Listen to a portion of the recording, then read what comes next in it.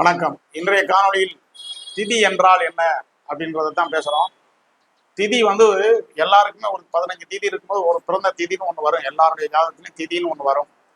அப்ப அந்த திதியை திதி காலங்களில் நம்ம என்னென்ன செய்யலாம், நம்ம பிறந்த திதி அன்னைக்கு ஒரு பொருளை வாங்குறது, நகை வாங்குறது, பணம் வாங்குறது, ரெண்டாவது கார் வாங்குறது, இந்த மாதிரி நல்ல சில விஷயங்கள்லாம் நம்மளுடைய பிறந்த திதியில செய்யலாம்.